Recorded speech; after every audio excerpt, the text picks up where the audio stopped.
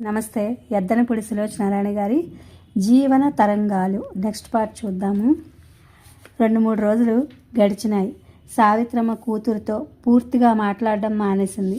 1-2 సార్లు రోజా తనే వెళ్ళి పలకరించబోతే, వెళ్ళు, నేనెవరనే నీకు, నాతో ఎందుకు మాట్లాడతావు, నువ్వు నిజంగా నా కూతురివైతే నేను నీకు కావాలనుకుంటే ఆ పాపిష్టి ఉద్యోగం అప్పుడే మానేసేదానివి.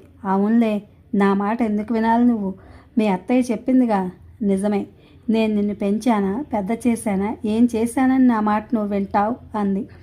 అమ్మ ఎంతో దిగులుగా వ్యధగా పిలిచింది రోజా. అమ్మ, మీ అమ్మ ఏనాడో చచ్చిపోయిందే రోజా. ఈ బ్రతుకున్నది ఒట్టి కట్టె, చావటం చేత కానీ సిగ్గుమాలిన మనిషి. సావిత్రమ్మ గోడవైపు తిరిగి పడుకుంది. ఆ రోజు అది నీ కూతురు కాదు, నా మేనకోడలు. ఆ సంగతి గుర్తుంచుకొని మేనత్త అన్న మాటలు తల్లి మనసుని ఎంత గాయపరిచాయో రోజా గ్రహించకపోలేదు. నిజంగా తల్లికి మనశ్శాంతి కలగాలని అనుకుంటే తను ఈ ఉద్యోగం మానేయాలి. రోజా ఇంకెందుకైనా సిద్ధంగా ఉంది, కానీ తనకెంతో సంతృప్తిగా నిశ్చింతగా అండగా ఉన్న వేణుగోపాలరావు గారి నీడ వదిలేందుకు మాత్రం సిద్ధంగా లేదు. ధనం, పరువు, ప్రతిష్ట పుష్కలంగా గల ఆయన ద్వారా ఎప్పటికైనా చందు జీవితం మళ్ళీ సక్రమమైన మార్గానికి తిప్పి తీసుకురావాలనే వెర్రి ఆకాంక్ష రోజా మనసులో బలంగా వేళ్లు నాటుకోసాగింది.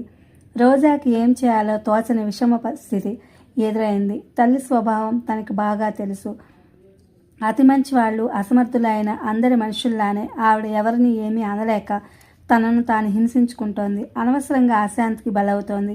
ఈ పరిస్థితుల్లో తల్లిని తెలివిహీనురాల్లా నిర్లక్ష్యపరిచి ఊరుకోవాలా, లేక ఆవిడ అభిమానం గుర్తించి రోజు రోజుకి దిగజారిపోతున్న ఆరోగ్యం దృష్ట్యా ఈ ఉద్యోగం మానేసి మనశ్శాంతి కలిగేలా చూడాలో తెలియని గడ్డు సమస్యగా తయారైంది.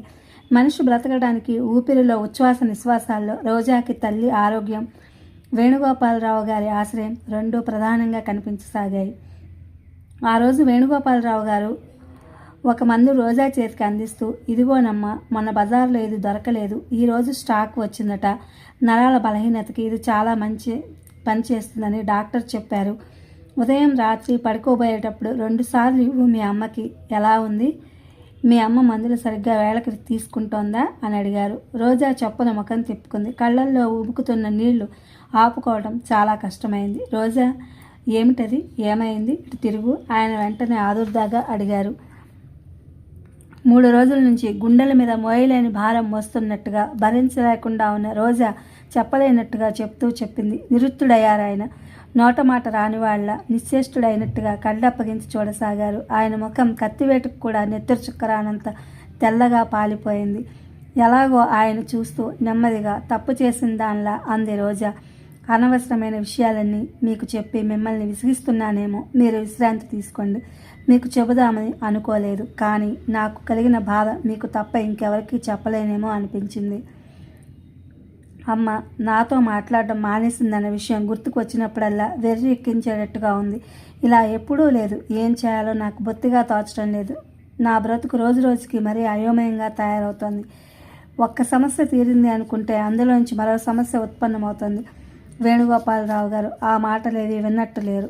రోజా, ఇలారా, దగ్గరగా చేయి జాస్తి పిలిచారు. ఆ పిలుపులో ఆందోళన, ఆప్యాయత, ఆతృత ఎన్నెన్నో మిశ్రమంగా కలిసిపోయి ఉన్నాయి. రోజా దగ్గరగా వచ్చింది. రోజా చేతిని గట్టిగా పట్టుకున్నారాయన. ఈ ప్రపంచంలో నీకు ప్రాణంతో సమానమైన వాళ్ళెవరో చెప్పు. ఎవరున్నారు ఇంకా? మా అమ్మ, చందు.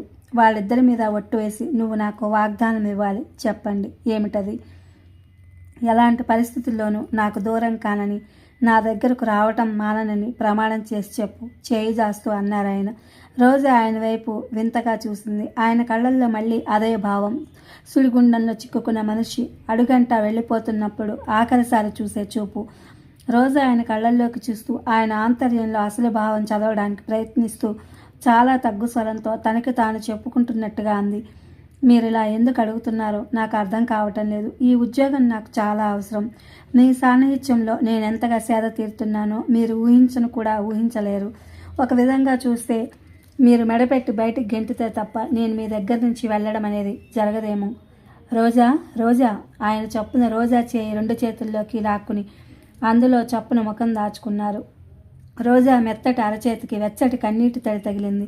2 నిమిషాల సేపు రోజా ఏం మాట్లాడాలో తెలియని దానిలా అలాగే నిలబడిపోయింది. ఆయన రోజా చేయి వదిలేశారు. తలెత్తకుండా ప్రక్కనున్న పేపర్ తీసుకుని చూస్తూ, వెళ్ళి చప్పున ఓ కప్పు హార్లిక్స్ పంపు అన్నారు.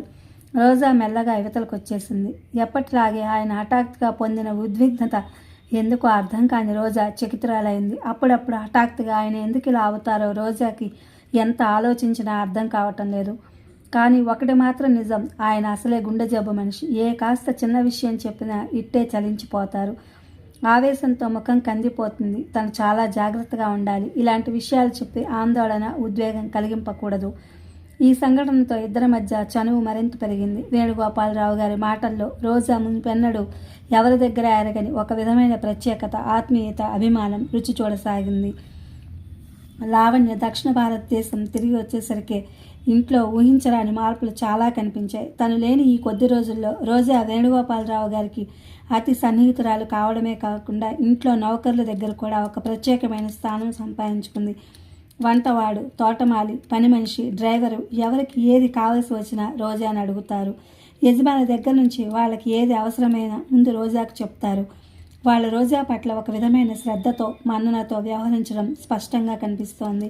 లావణ్యకి తన తండ్రికి రోజాకి మధ్య గల చనువు కూడా చాలా అసహజంగా, విపరీతంగా తోచసాగింది. ముక్కు మొహం ఎరగని రోజా మీద ఇంత స్వల్ప వ్యవధిలో ఆయనకి ఇంత నమ్మకం, గురి ఏర్పడడం లావణ్యకి నమ్మలేనంత ఆశ్చర్యంగా, విచిత్రంగా కనిపించసాగింది. ఎవరికి ఎప్పుడూ ఇవ్వని చనువు ఆయన రోజాకిస్తున్నాడు. కన్న కూతురై ఉండి కూడా ఏనాడు తను పొందని ఆదరం, అభిమానం పొట్ట చేత పట్టుకుని చాకరీ కోసం వచ్చిన ఈ అమ్మాయి పొందడం చూసిన లావణ్యకి సహజంగా ఈర్ష్యకు కారణమైంది. రాధ అయితే సరే ఎప్పుడూ రోజా కొంగు పట్టుకునో పక్కన కూర్చుంటూనో అంటుకుపోయినట్టే ప్రవర్తిస్తుంది. ఇదంతా తను సౌత్ టూర్ వెళ్ళడం వల్ల వచ్చిన అనర్థమని మనసులోనే వాపోసాగింది. రోజాకి లావణ్య ఆంతర్యంలో మొలకెత్తిన ఈ ఈర్ష్య కానీ, అనుమానం గురించి కానీ కించిత్ కూడా తెలియదు. తెలిసే అవకాశం కూడా లేదు. ఎందుకంటే రోజా పట్ల లావణ్య ప్రవర్తనలో ఏమీ మార్పు లేదు. ఎప్పటిలాగే నవ్వుతూ, తుళ్ళుతూ మాట్లాడుతోంది. కానీ రోజాకి తెలియకుండా రోజా ప్రతి చేష్టని 1000 కళ్ళతో కనిపెడుతూ తప్పుల కోసం, అవి ఎత్తి చూపే సమయం కోసం ఎదురు చూడసాగింది. ఇదివరకు ఎప్పుడు ఇంటి బాధ్యతలను గుదిబంటగా, పీడగా భావించుకునే లావణ్య రోజా రాక వల్ల ఆ గొడవ తీరిపోయింది అని సంతోషపడే కంటే ఆ ఇంట్లో తన స్థానం ఏదో తగ్గిపోయినట్టుగా, తనని అనవసరపు మనిషిగా వాళ్ళు చేసినట్టుగా భావించుకుని బాధపడసాగింది. ప్రతి విషయంలో తండ్రినే తప్పు పట్టే లావణ్య ఈ విషయంలో కూడా ఆయనే తనకు అన్యాయం చేసినట్టుగా అనుకుని దానిని గోరంతల కొండంతలుగా ఊహించుకుని తండ్రిని మరింత ఎక్కువగా అసహించుకొనసాగింది. లావణ్య మనసు త్వరలోనే ఇంకో విషయం కూడా పసిగట్టేసింది. ఇదివరకులా నౌకర్లు తన ప్రసన్నత కోసం ప్రాకులాడడం లేదు. తన కనుసన్నల్లో మెలగాలని ప్రయత్నించడం లేదు. ఇది మరీ భరించరాని బాధగా ఉంది. ఎవరిని ఏమీ అనలేని లావణ్య అనవసరంగా చీటికి మాటికి ఏదో సాకు కల్పించుకుని పనివాళ్ల మీద విరుచుకుపడుతూ వాళ్ళిడుతూ తన మనసులో అక్కసంతా వెళ్ళబోసుకొని రోజాకి లావణ్య మనసేమిటో అర్థం కాకుండా పోయింది. లావణ్య చూపుతున్న స్నేహం వెనుక, అభిమానం వెనుక ఇంకేదో ఉన్నట్టుగా అనిపించినా అది ఏమిటో స్పష్టంగా తెలియక తికమక పడసాగింది. ఒక రకంగా జీవితంలో అన్ని విధాలా ఉండి కూడా కొన్ని సుఖాలకు శాశ్వతంగా దూరమైన లావణ్య మానసికంగా చాలా అసంతృప్తి చెందుతోందని, అందువల్లే నిలకలు లేనట్టుగా నిర్లక్ష్యంగా అప్పుడప్పుడు ప్రవర్తిస్తుందని అనుకున్న రోజా మరింత స్నేహంగా, సానుభూతిగా ఉండడానికి అన్ని విధాలా ప్రయత్నించసాగింది. మంచి మనసుతో నిష్కల్మషంగా రోజా చేస్తున్న ఈ ప్రయత్నాల్ని అనుమానాల పుట్ట అయిన లావణ్య చాలా వేరుగా అర్థం చేసుకుంది. రోజా స్నేహం పేరుతో తనని గుప్పెట్లో పెట్టుకోవాలని గాలం వేస్తున్నట్టుగా భావించిన లావణ్య అందనట్టుగా, ఇష్టం ఉండి లేనట్టుగా ద్వంద్వార్థంగా మాట్లాడసాగింది. వచ్చిన కొత్తల్లో రోజా లావణ్యని మీరు అని సంబోధిస్తుంటే నాన్సెన్స్. ఒక వయసు వాళ్ళం, నన్ను మీరు అనొద్దు, నువ్వు అను. ఏకవచనంలో ఒక విధమైన సన్నిహితం వస్తుంది. మనిద్దరం స్నేహితులం అంటూ రోజా మెడ చుట్టూ చేతులు వేసి పసిపిల్లలా అలుగుతూ బలవంతంగా నువ్వు అని పిలిచేలా అలవాటు చేసిన లావణ్యకి అదే ఈరోజు కంటకప్రాయంగా అనిపించసాగింది. తన తొందరపడి రోజాకి చనువిచ్చింది. మొదటి నుంచి ఇద్దరి మధ్య ఉన్న భేదం అలా సరిహద్దు రేఖగా ఉండనీయకుండా చెరిపివేయటం తన తెలివి తక్కువతనం. తను అమాయకంగా ముందు వెనక చూసుకోకుండా అన్నీ చెప్పేసింది. రోజా తను చెప్పిన విషయాలన్నీ ఎప్పుడైనా మాటల సందర్భంలో తండ్రికి చెప్తుందేమోనని అనుమానపడుతున్న లావణ్యకి రోజాతో స్నేహం నటించడం కూడా కష్టంగానే ఉంది. వీలైనంత తొందరలో ఏదో సాకు మీద రోజాని ఇంటి నుంచి బయటకు పంపించాలని ఈ మధ్య తరచుగా అనిపించసాగింది. నిజం చెప్పాలంటే రోజా ఈ ఇంట్లో అడుగుపెట్టిన రోజున అందరికంటే లావణ్య ఎక్కువగా సంతోషపడిందని చెప్పాలి. కానీ ఆ సంతోషం ఈ విధంగా 3 నాళ్ల ముచ్చటైంది. రోజా ఆ రోజు బయలుదేరి వేణుగోపాలరావు గారి ఇంటికి వెళ్ళడానికి వచ్చి బస్టాప్లో నిలబడింది. సైకిల్ మీద రివ్వున దూసుకువచ్చిన ఒక కుర్రవాడు రోజా ముందు ఆగి, మీ పేరు రోజా కదూ అన్నాడు. రోజా అవునన్నట్టు తలూపింది. ఆ కుర్రవాడు వెంటనే గుప్పెట్లో పెట్టుకున్న కాగితం రోజా చేతిలో పెడుతూ చందు ఇవ్వమన్నాడు అనేసి వచ్చినంత వేగంగా వెళ్ళిపోయాడు. రోజా నలిగిపోయిన కాగితం సరిచేసి చదువుకుంది. రోజా, నేను రాత్రికి ఊరు పెడుతున్నాను. బహుశా ఇప్పట్లో నీకు మళ్ళీ కనిపించడానికి వీలు పడదనుకుంటాను. నువ్వు ఇది చూసిన వెంటనే స్టేషన్కి రా, నేను ఇక్కడే ఎదురు చూస్తుంటాను. చందు. రోజా గుండెలు రెపరెపలాడినాయి. వెంటనే తను నిలబడిన బస్టాప్లో నుంచి వెళ్ళి ఎదురుగా ఉన్న బస్టాప్లో నిలబడి స్టేషన్కి వెళ్లే బస్సు రాగానే అందులో ఎక్కింది. సాయంత్రం ఊరికి వెళ్ళేవాడు ఇప్పటి నుంచి స్టేషన్లో ఎందుకో అర్థం కాలేదు. ఎలాగైనా సరే చందు వేణుగోపాలరావు గారిని కలుసుకునేందుకు ఒప్పించాలి. ఆ పని సాధ్యమైనంత త్వరలో జరగాలి. రోజాకి ఎందుకో వేణుగోపాలరావు గారు చందు విషయంలో తనకి తప్పకుండా సహాయపడతారని దృఢంగా అనిపించసాగింది. చందుని ఆయనకి కలిసేలా చేస్తే ఆయన ద్వారా వాడికి బాగా నచ్చ చెప్పవచ్చు. పెద్దవాడు, అనుభవజ్ఞుడే అయిన ఆయనకి ఇలా దారి తప్పిన పిల్లల్ని దారికి ఎలా తీసుకురావాలో తప్పకుండా తెలిసి ఉంటుంది.